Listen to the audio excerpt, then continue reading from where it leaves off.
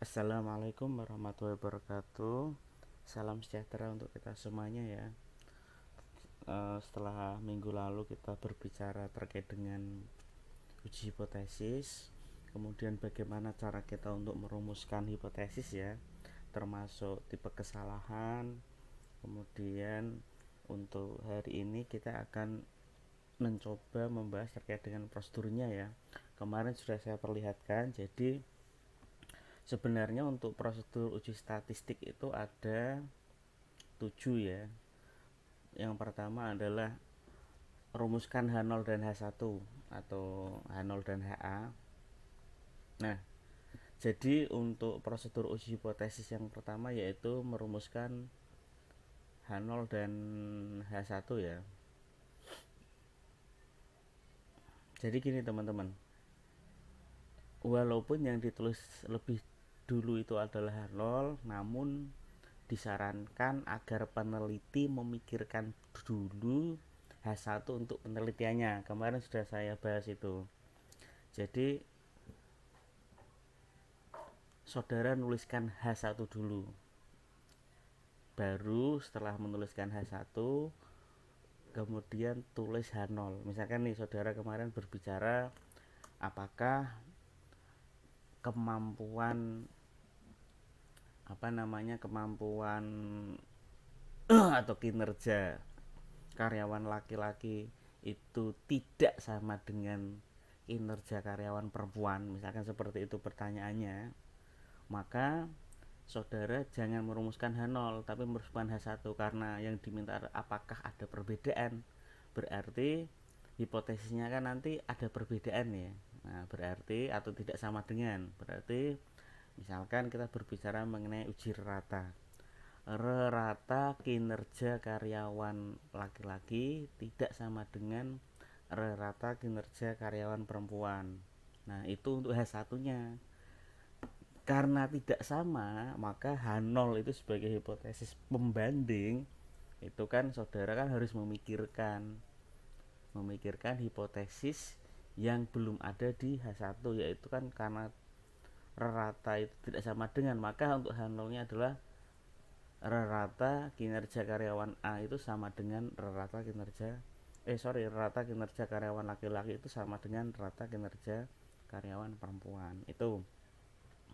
Kemudian yang kedua adalah tentukan taraf signifikansi, yaitu kita menentukan alfa ya.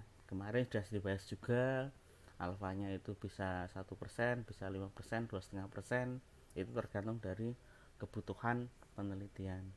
Kemudian yang ketiga adalah pilihlah statistik uji yang cocok. Nah, itu nanti ada statistik ujinya. Statistik uji itu ditentukan oleh beberapa hal, misalkan diketahui atau tidaknya variansi atau keragaman dari populasi, sama atau tidaknya dari variansi populasi tersebut. Yang keempat adalah hitung. Nah, nanti kita menggunakan program statistik. Nah, jadi kita nanti nggak usah ngitung secara manual ya teman-teman ya, kita nanti pakai statistik, pakai program statistik, pakai SPSS nanti. Kemudian setelah itu tentukan nilai kritis. Kemudian yang selanjutnya adalah kita buat keputusan H0 itu diterima atau ditolak. Kita tidak H1 ya, tapi H0 diterima atau ditolak. Kalau misalkan H0 itu ditolak, berarti yang diterima adalah H1. Begitu juga sebaliknya, kalau H0 diterima berarti H1-nya itu ditolak. Kemudian yang terakhir adalah tulis kesimpulan. Jadi misalkan nih ya, yang langkah ke-6. Misalkan H0 ditolak tadi. Kalau H0 ditolak berarti H1 yang diterima. Oh, berarti ada perbedaan rata kinerja karyawan laki-laki dengan perempuan. Maka kesimpulannya adalah terdapat perbedaan. Kalau terdapat perbedaan, maka dilihat ratanya atau rata-ratanya. Apakah lebih baik karyawan laki-laki? Apakah lebih baik karyawan perempuan? Oh, ternyata ratanya itu tinggi karyawan perempuan. Oh, ternyata kesimpulannya adalah rata karyawan perempuan itu kinerjanya lebih baik daripada rata karyawan laki-laki. Nah, teman-teman perhatikan. Jadi kita langsung saja fokus pada SPS untuk penghitungannya ya. Nah, ini sudah ada SPSS. Ini SPSS yang sudah saya buka. Jadi sebenarnya untuk SPSS itu adalah aplikasi yang digunakan untuk melakukan analisis statistik ya, analisis data dengan algoritma, kemudian analisis string ya, serta analisis big data ya, yang dapat diintegrasikan untuk membangun plafon analisis.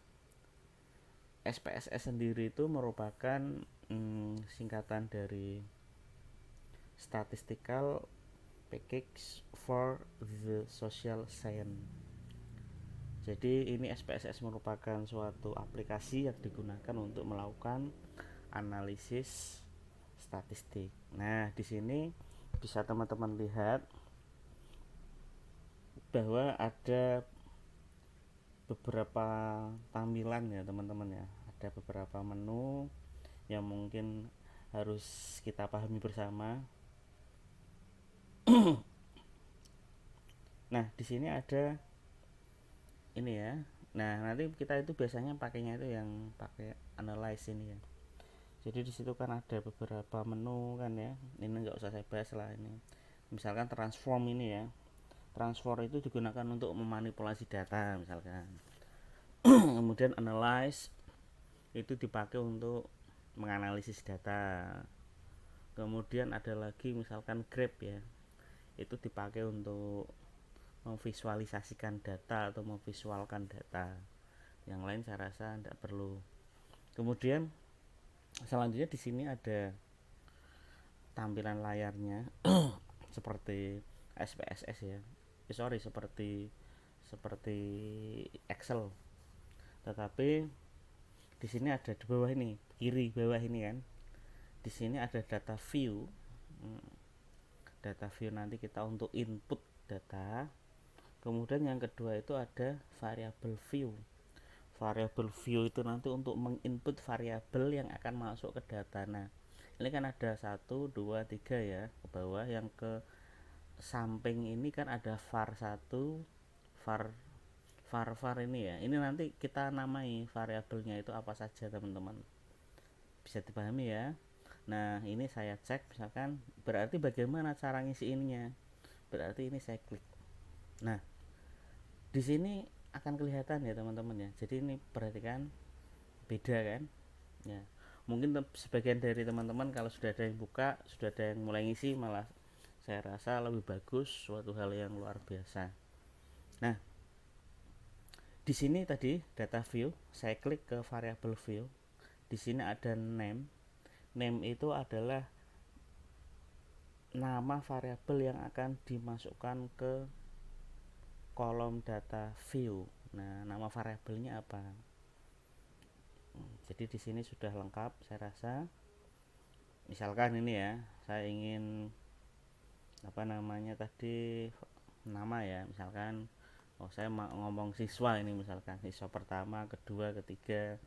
Siswa pertama itu laki-laki atau pria, siswa kedua itu perempuan atau wanita. Nah, ini gendernya laki-laki dan perempuan, berarti ini nanti data view-nya, nah dia berubah menjadi gender teman-teman. Nah, kemudian untuk type itu pastikan ya, kalau gender itu kan dia kan jawabannya laki-laki perempuan ya, gitu ya. Maka type itu untuk memformat data sesuai dengan jenis data yang dimasukkan. Misal numerik ya, angka, baik memakai desimal maupun tidak. String, non angka atau teks atau karakter. Nah, jadi ini gender ini saudara klik ya, sebelah kanan nanti ada pilihannya. Ada numerik, koma, dot, scientific notation, date, dural, custom currently, dan string. Nah, kalau string itu kan berarti non angka ya, atau teks atau karakter, laki-laki perempuan, dia masuknya non angka, berarti saya klik string ya. Oh ya, tadi untuk numerik ini tadi kan ada desimalnya ya. Desimal itu berarti kan dia itu di belakang koma itu berapa, itu bisa diatur. Untuk gender tadi saya klik string ya teman-teman, kemudian saya oke nggak masalah. Kemudian width itu untuk mengatur lebar kolom dari data, kemudian desimal itu dipakai untuk mengatur jumlah angka di belakang koma, kemudian ada label untuk memberi penjelasan dari variabel atau data. Silahkan kalau mau, kalau saya tidak usah. Kemudian value ya, ini saya rasa tidak masalah ya, oke tidak masalah. Kemudian measure ya, ini biasanya nanti kelihatan otomatis kalau di sini diklik nanti kelihatan. Oke ya, setelah gender berarti dilihat di sini. Oh, kelihatan. Berarti misalkan saudara, oh untuk siswa yang pertama dia itu misalkan pria, siswa yang kedua kebetulan pria, siswa ketiga. Nah, nanti kelihatan. Oh, seperti ini nanti. Cara ngisinya untuk sel-sel dari SPSS seperti diklik biasa, diketik biasa. Nah, tetapi yang membedakan adalah ada variable view-nya. Jadi kan yang kedua, kolom yang kedua ini kan belum kita rumuskan ya. Untuk apa namanya? Variable view-nya. Misalkan yang kolom kedua adalah usia ya. Nah, usia itu tipenya numerik angka. Kemudian desimalnya saya buat 0 saja ya. Usia itu kan 20, 21 kan gitu toh. 19 itu. Tapi ini tergantung lagi lah dari kebutuhan. Misalkan ini di sini ada 20, 21, 19. Ini pria lagi misalkan. Ini ada 20. Pria lagi misalkan ada 18. Nah, jadi di situ nanti kelihatan, bisa kita buat nilainya. Kemudian lanjut untuk usia sudah, kemudian kita misalkan asal SLTA. Nah, teman-teman perhatikan ini, asal saya spasi ya, ini saya spasi ya, tidak akan bisa, jadi tidak diperkenankan. Artinya itu ada apa, karakter ilegal ya. Teman-teman mungkin yang orang informatika saya rasa lebih tahu kenapa saya, yang penting saya itu seorang user, saya nggak tahu. Asal berarti underscore SLTA misalkan. Nah, asal SLTA itu kan berarti bisa SMA, SMK, STM mungkin, kemudian ada MA, madrasah aliyah ya. Nah, berarti ini string ya teman-teman ya. Nah, gitu. Jadi ini cara untuk ngisinya. Berarti SLTA misalkan SMA, SMA, SMK, MA, STM misalkan. Nah, cara ngisinya seperti ini teman-teman. Jadi nanti ngisinya itu saudara harus merumuskan atau menentukan variable view-nya dulu. Nanti setelah itu kelihatan di sini, baru kita bisa untuk mengisi di data view tersebut. Ini terkait dengan mengisi ya sel-sel di SPSS.